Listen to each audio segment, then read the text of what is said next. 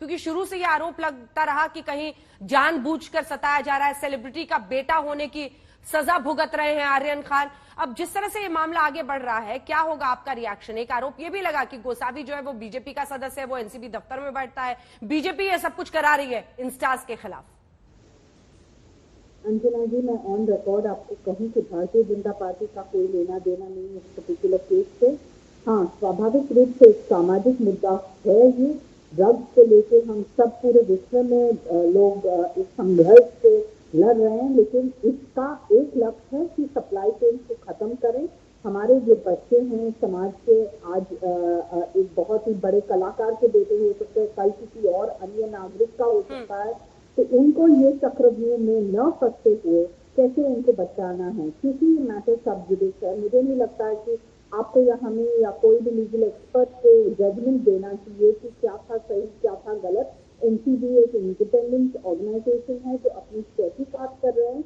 हाँ, अफसोस जरूर होता है क्योंकि गलतियां बहुत सारे बच्चों से होते हैं और हम चाहते हैं रिफॉर्म, हम नहीं चाहते हैं कि किसी को रिजेक्ट करना, लेकिन इस पूरे तहकीकात के निमित्त जो एक बड़ा खुलासा हो रहा है या होने वाला है वो एनसीबी बता सकती है और आदरणीय कोर्ट अपने न्याय के अनुसार देख सकते हैं कि अगला कदम क्या होगा। ठीक है, सबके शुरुआती कमेंट्स ले लेते हैं। ठीक है, हाँ, एक सेकंड में लौट रही हूँ। संजना जॉन, आपसे जल्दी से एक कमेंट, क्या लगता है आपको? जावेद अख्तर ने कहा कि बॉलीवुड को इस तरह की कीमत अदा करनी पड़ती है फिल्म इंडस्ट्री को, आपको क्या लग रहा है? अंजना जी, हम सब ड्रग्स के खिलाफ है। हम चाहते हैं कि हमारे देश के नौजवान, जो भी यूथ है, कॉलेज किड हो या स्टार किड हो, सब ड्रग्स से दूर रहे, बट किसी को टारगेट नहीं करने चाहिए। और आज ऑब्वियसली स्टार्स के बच्चे होने के खातिर या खुद स्टार्स होने के खातिर ज्यादा हाईलाइट हो रहे हैं, लेकिन एक सबको समझने वाली चीज एक ही है, ड्रग्स यूज करना मना है। और वो कोई भी हो, बड़े घर के हो छोटे घर के हो, ड्रग्स ना यूज करना जरूरत है और हम उसी चीज को हम सब सपोर्ट कर रहे हैं। ठीक है, आशुतोष श्रीवास्तव, आपका टेक इस पर एक वकील के तौर पर।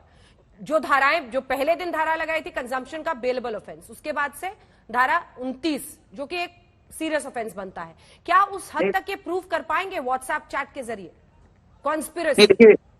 जी देखिए, पहले ही जो सेक्शंस लगे थे उसमें वो नॉन बेलेबल सेक्शंस तो पहले ही लगे हुए थे, 20B था, 29 था, तो ये सारे सेक्शंस तो लगे थे, तभी तो उनको तो एनसीबी से ही बेल मिल जाता। तो बेल कोर्ट में डालने की जरूरत इसीलिए पड़ रही थी क्योंकि उसमें नॉन बेलेबल सेक्शंस लगे हुए थे।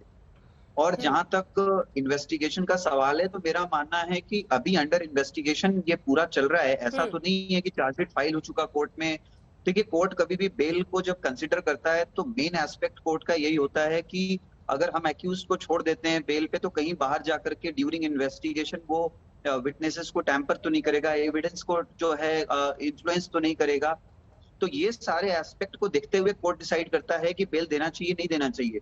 हालांकि जब अगर फाइल हो जाता है चार्जशीट और लगता है कि इन्वेस्टिगेशन कंप्लीट हो चुका और सारे डॉक्यूमेंट्स, दस्तावेज, जो भी उससे रिलेटेड एविडेंसेस है, विटनेसेस के स्टेटमेंट्स है, वो सब नोट हो चुके हैं, और अब अगर हम इसको छोड़ते हैं बेल पे, तो ये जाकर के बाहर जो है किसी भी चीज को इन्फ्लुएंस नहीं कर सकता है। तो ऐसे मामलों में जो है बेल कोर्ट ग्रांट कर सकता है। अभी चूंकि इसमें चार्जशीट भी फाइल नहीं हुई है, हालांकि जो ऑर्डर आया है उस ऑर्डर में जो ऑब्जर्वेशंस हैं सेशंस कोर्ट के, अब अगर उसके अंदर एरर दिखा पाता है डिफेंस आर्यन खान का, तो ही जो है हाई कोर्ट जो है उसमें कुछ सोच सकता है आगे देना है नहीं देना है, या ग्रांट कर सकता है। ठीक है, बट अभी के दौर में ये कहना कि ये पॉलिटिसाइज्ड है, मुझे लगता है ये थोड़ा गलत होगा, क्योंकि इसके अंदर कोर्ट्स भी इन्वॉल्व हैं। ऐसा नहीं है कि कोई पर्टिकुलर आईओ या एनसीबी ही सिर्फ इसको इन्वेस्टिगेट करके अपने तरीके से उसको चला रहा है, बट कोर्ट तो उसको सुपरवाइज कर ही रहे हैं ना। ट्रायल जो है, ट्रायल कोर्ट में मैटर है, और कोर्ट भी जब बेल ग्रांट करने के समय सारे